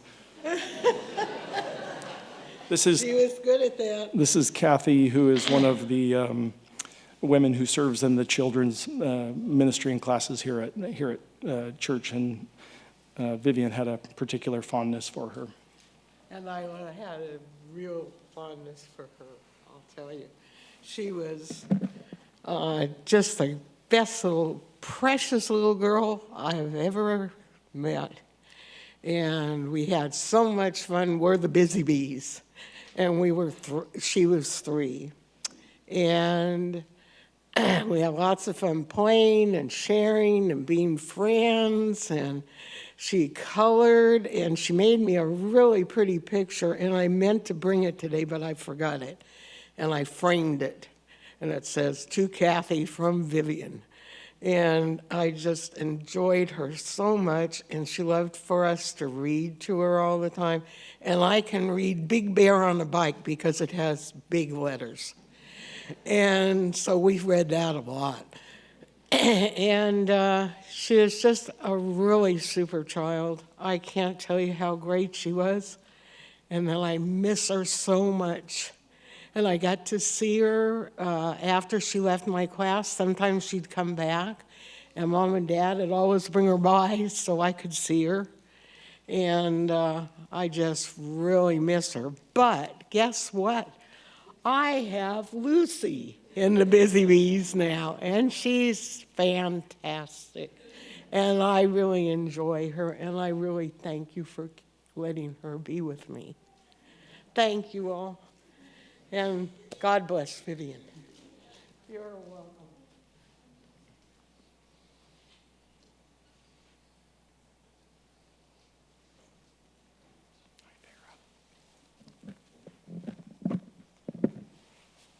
My name is Farah, and I was friends with Vivian. She always wanted to play Barbies, dress up in princess costumes, and play with American Girl dolls. One of my favorite memories was singing karaoke with her at her house with her new microphone. She kept trying to sing louder than me. One time we dressed up and made my little brother dress up too. My name that day was Rose, and her name was Kelly. We named my little brother Banani. It always made her laugh. I miss her a lot.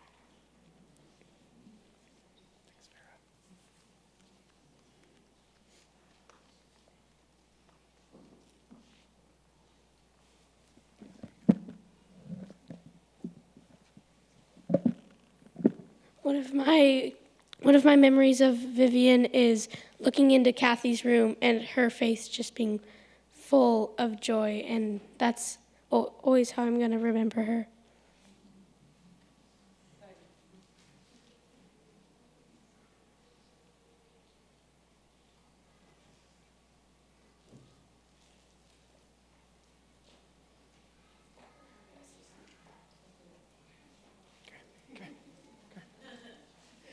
Simon texted us and said you can only share if you can keep it together, but I figure if I go last, it won't matter.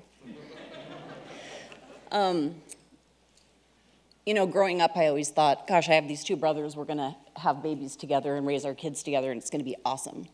And I was lucky enough to start having kids when I was in my early 20s, and my brothers both started having kids in their early 40s. And in hindsight, I can see how God's timing is always good. Because when Vivian was diagnosed, my kids were 27, 25, 20, and maybe 16, 17. What that meant was that I had the freedom to be able to show up for Vivian in a way that I wouldn't have been able to had I been still in the midst of raising my own kids. I was able to be gone for days at a time. I was able to have sleepovers. I was able to go to doctor's appointments. I was able to show up however Katie and Simon needed me, to watch Lucy while Vivian was in radiation, to go to radiation.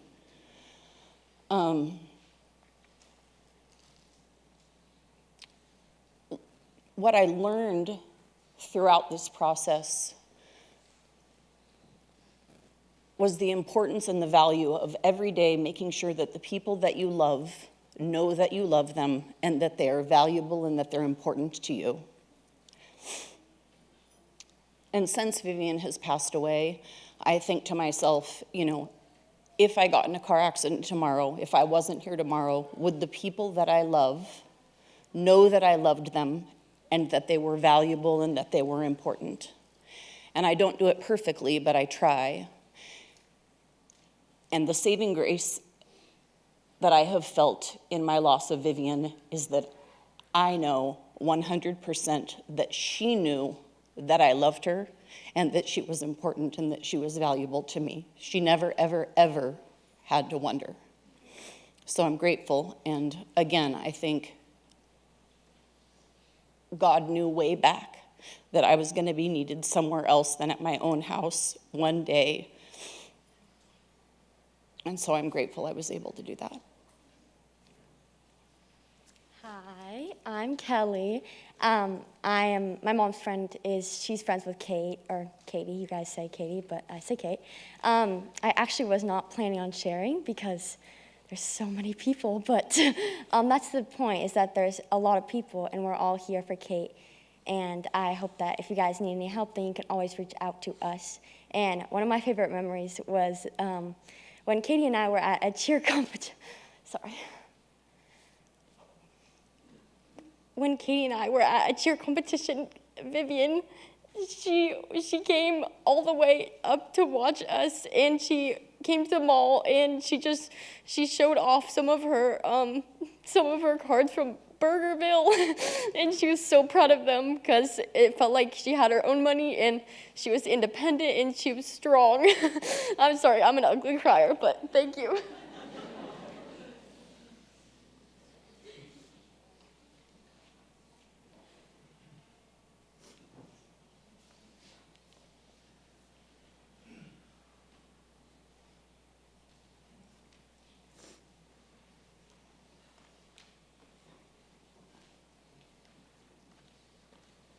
Well, I suppose if this is microphone's up here long enough, we'll all share. But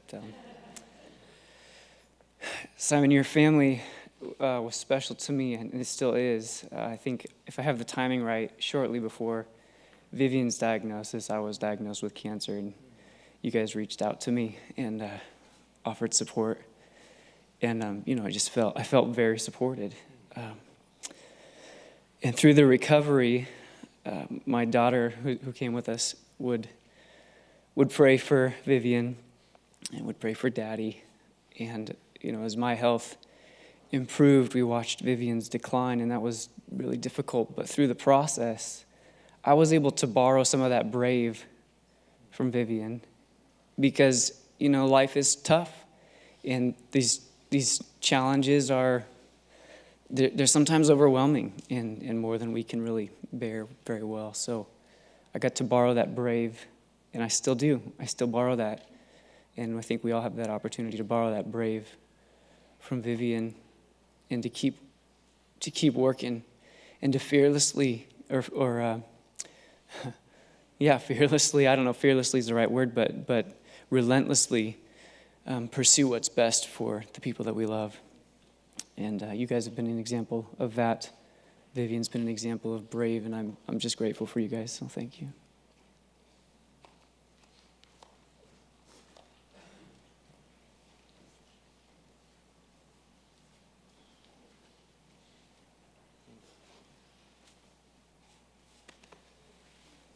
I'm David, McKinney, Katie's brother, and Uncle Simon in our family is widely known as the best storyteller, making up all kinds of wild stories, but telling kids lots of great, amazing lessons and challenges. So all of the cousins, you guys want to raise your hand real quick? Every single one of you cousins, every single one of Vivian's cousins. There's a whole bunch of you out there, and a whole bunch of friends and other kids.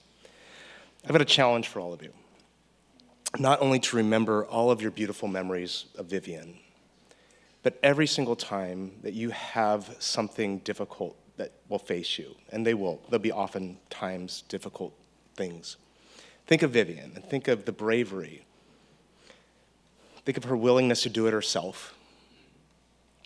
Think of her courage to face it head on and not avoid. Throughout your life, many opportunities to just have an incredible outlook on how to handle adversity and those challenges. My challenge to you.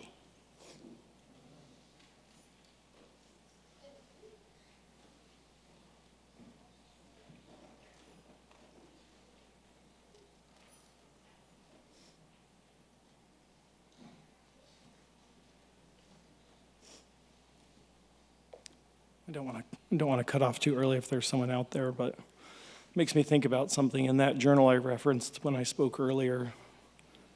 I have a ton of notes. We spent a lot of time sitting and waiting for Vivian, a lot of time when she'd go in and lay on the radiation table, and I'd have to step out and watch the big door shut, and then we'd wait, and it was then that I often jotted notes to myself, and on the subject that Dave just talked about. There's a whole page on just life and the fact that life is unfair. And, for Katie and I, life had always responded to our hard work and our endeavors. We set goals and worked super hard, and life always responded to those efforts. And, none of them were easy. I always tell kids when I have our opportunity that nothing good in life comes easy, whether it's in the workplace or in friendships or in marriages. Nothing good comes easy. But when Vivian was diagnosed, I was reading this the other day in this rough journal on my phone. At the time I described it, it felt like life suddenly turned around and looked at me and said, "What are you going to do now?" And I had to think about that. Thankfully, despite the fact that our lives had typically responded to our hard work and endeavors, I never started from a place, nor did Katie, where I believed that life was fair. Life isn't fair, and part of the reason why I think that's pertinent to mention is I think the world right now tells us that everything should be fair, and I think I'm reiterating my notes here, but I thought at the time, what an injustice to our kids if we tell them that life is fair. You set them up for failure, and life isn't fair. It's not fair that Viv got sick. It's not fair that we lost her, but life isn't fair. So, think about that as we raise our kids, and as I raise Lucy, I don't want her to go into life expecting that everything should turn out the way she expects, or that it should always be equitable for her, because she will only be led to disappointment. So kind of a side note, but I could go on for hours and hours on that journal. Anybody else have a burning thing to say?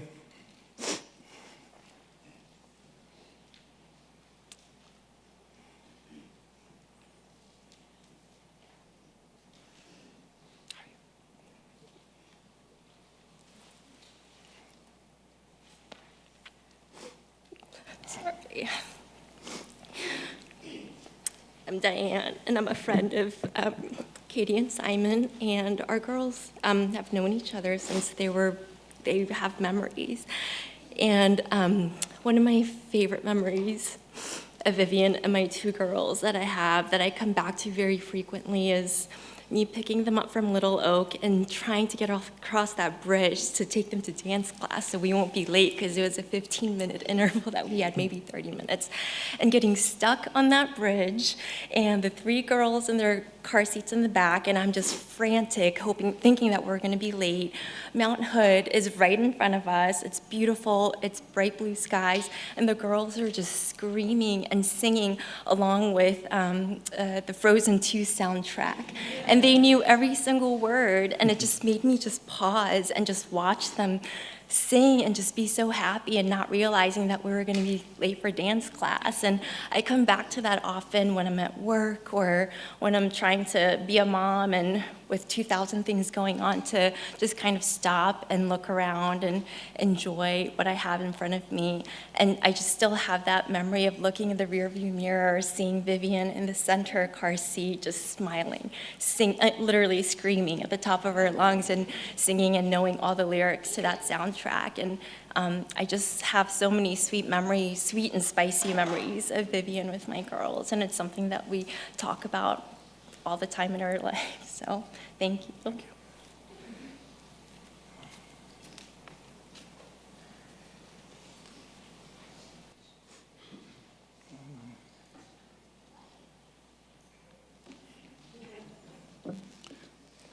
I have one short story. I was informed by Lucy last week, though, that I'm the world's worst storyteller. So I will try and make it. She says I can read books, but she says you can't tell stories with guns. Anyway, this story is about, I believe it was the second or third week we were in Portland, and Vivian had just started her treatments. She had a thing she loved for Papa to find her when he came home from work. We were staying in the apartment downtown in Portland, and she was in the midst of her treatments for the first round. And so we were hiding. Every night we found a different place to hide. This apartment had a desk that was pushed up to a window that was floor to ceiling. And we were hiding under this desk. We were kind of seeing if we could watch them come through the front door. We didn't, but it started snowing, and there were some people walking in the snow, and they were leaving footprints behind. Vivian loved tough questions. So I asked her, I said, Vivian, if you were down there tonight in the snow, would you leave footprints behind? She looked at me and says, oh, no. I said, well, how can that be? She said, I would find a strong man, this is an issue of trust, and I would have him lift me high on his shoulders, and he would carry me. Trust in God, trust in Simon, and as a father, he was just amazing in teaching you the trust issues. Anyway, that's my story. Sticking to it.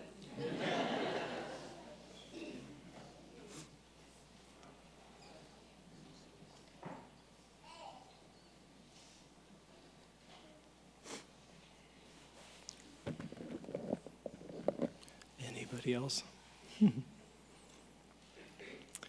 Well, anyone here who was super close to Vivian knew that it's been mentioned many times, she loved to dance. So across the hall and in the back, there's refreshment and food, and it'd be great if you guys all stuck around and we could say hi to people that we haven't had a chance to say hi to. But we're going to depart with one of Vivian's favorite dance songs, and I would encourage you to shimmy your way out the back door in remembrance of Vivian. So here goes Vivian's favorite song.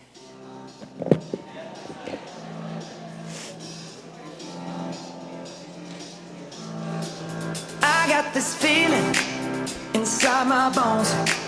It goes electric wavy when I turn it on.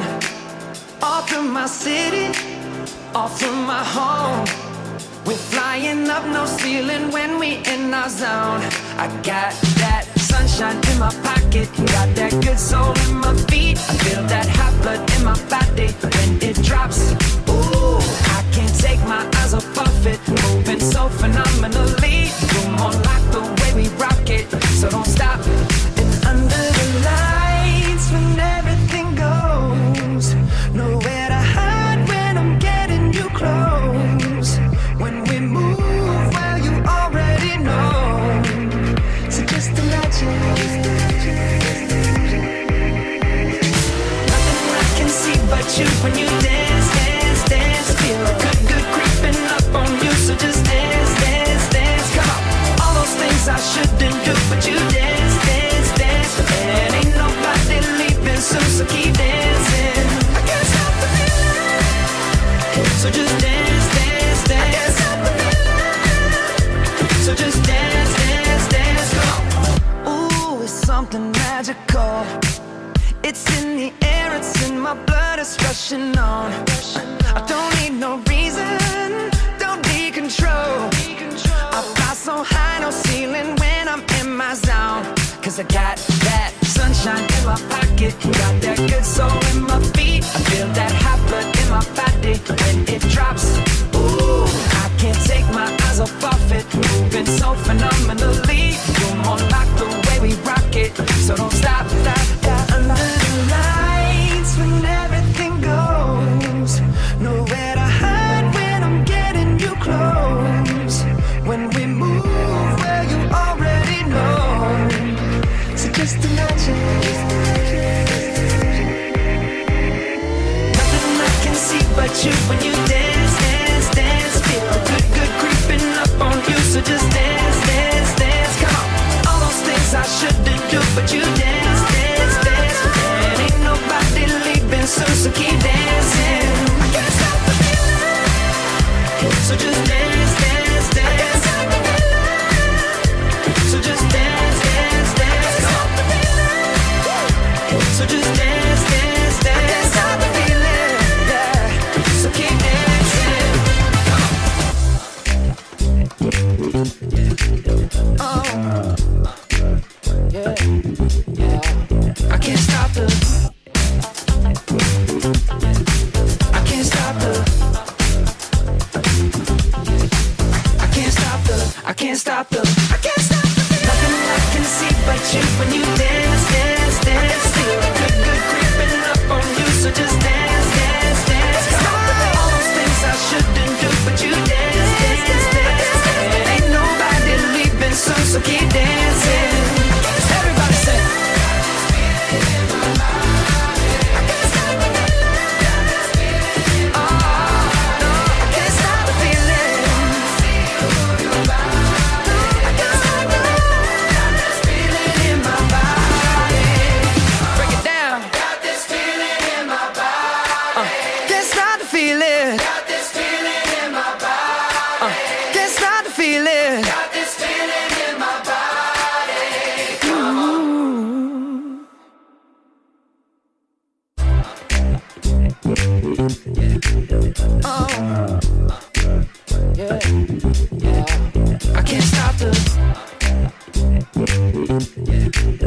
Oh,